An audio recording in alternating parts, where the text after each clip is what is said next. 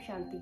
आज हम राजयोगा मेडिटेशन के पहले दिन का कोर्स देखेंगे, लेकिन उससे पहले मैं आपको इस संस्था के बारे में शॉर्ट में बता दूं ताकि आपको क्लैरिटी हो कि आप कौन सा कोर्स कर रहे हैं और क्यों कर रहे हैं। ये कोर्स ब्रह्मा कुमारी संस्था द्वारा कराया जाता है और इस संस्था का पूरा नाम है प्रजापिता ब्रह्मा कुमारी ईश्वरीय विश्वविद्यालय।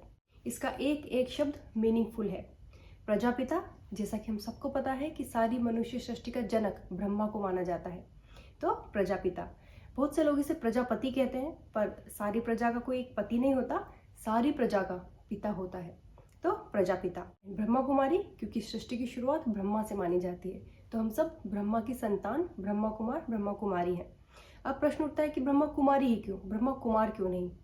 तो जब इस संस्था की स्थापना हुई 1936 में, तो उस वक्त महिलाओं की हालत बहुत दयनीय थी।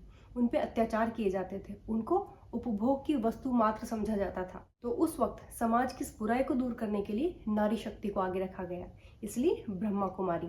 अदरवाइज इस संस्था में भाई भी आते हैं, बहनें भी आती है, सब ये कोर्स करते हैं और सब अपना जीवन श्रेष्ठ बनाते हैं। तीसरा शब्द ईश्वरीय। प्रजापिता ब्रह्मा कुमारी ईश्वरीय। अब ईश्वरीय क्यों? क्योंकि सारे विश्व का एक पिता है, एक भगवान है। आजकल हमने अलग अलग भगवान मान लिए हैं, लेकिन है एक ही। विश्वविद्यालय, क्योंकि सारा विश्व एक परिवार है। भारत की शुरू से मान्यता रही है वसुधैव कुटुंबकम।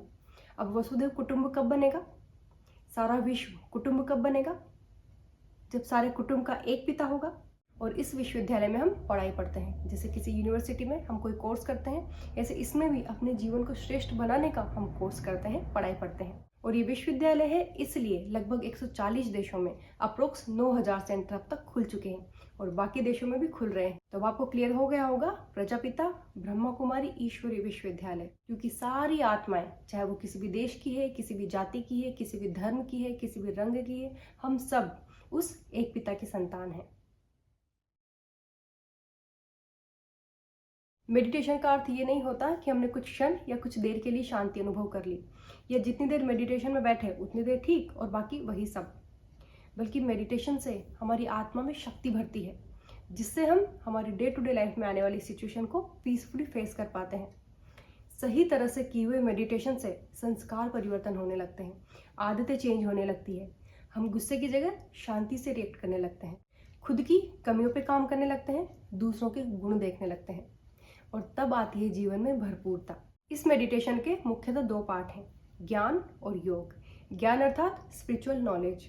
ज्ञान से हमें किसी भी सिचुएशन में सही सोच क्रिएट करने में मदद मिलती है कि किसी भी सिचुएशन में क्या सोचा जाए कि वो सबके लिए बेनिफिशियल हो। और योग से उस सही सोच को प्रैक्टिकल लाइफ में इम्प्लीमेंट करने की ताकत मिलती है। राजयोगा मेडिटेशन मतलब उस सर्वशक्तिवान से संबंध, उस हाईएस्ट पावर से कनेक्शन। इसका अर्थ ही है आत्मा और परमात्मा का संबंध जोड़ना, जो कि अभी तक टूटा हुआ था। मेडिसिन हमारी फिजिकल हेल्थ को ठीक रखती है और मेडिटेशन हमारी मेंटल हेल्थ को ठीक रखता है, क्योंकि आजकल हम शायद मेंटली ज़्यादा दुखी हैं। जैसे आजकल हम खुशी बाहर तलाश रहे हैं, ऐसा हो जाए तो मैं खुश हूँ, बच्चे ठीक से रहें तो मैं खुश हूँ, प्रमोशन हो जाए तो मैं खुश हूँ, ये मुझसे ठीक से बात करे तो मैं खुश हूँ। जबकि इस कोर्स के दौरान हमें पता चलेगा कि खुशी हमारी अपनी प्रॉपर्टी है।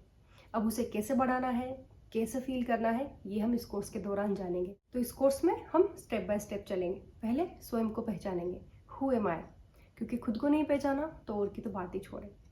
फिर स्वयं को जान लिया, अब उसकी पहचान मिलेगी, उस सर्वशक्तिवान की पहचान मिलेगी। कौन है आखिर वो, जिसको हमने ईश्वर, अल्लाह, वाहेगुरु, गॉड, रब, खुदा आदि कई कई नामों से जाना और याद किया। फिर मेडिटेशन, कि आखिर कैसे हम उस शांति के सागर की शांति अपने अंदर भर सकते हैं, उसकी शक्तियाँ अपने अंदर भर सकते हैं, और न सिर्फ भर सकते हैं बल्कि औरों को देने लायक भी बन सकते हैं। फिर हम जानेंगे समय की पहचान, कि पहले क्या था, अभी कौन सा समय चल रहा है और आगे क्या होने वाला है। उसके बाद हम कर्म सिद्धांत के बारे में जानेंगे, आत्मा की शक्तियों के बारे में जानेंगे, शिवरात्रि का आध्यात्मिक रहस्य जानेंगे, मनुष्य आत्मा मैक्सिमम कितने जन्म लेती है, मिनिमम कितने जन्म लेती है, क्या वो जानवर आदि भी बनती है, आदि कई बातों के बारे में जानेंगे। योग के मार्ग पर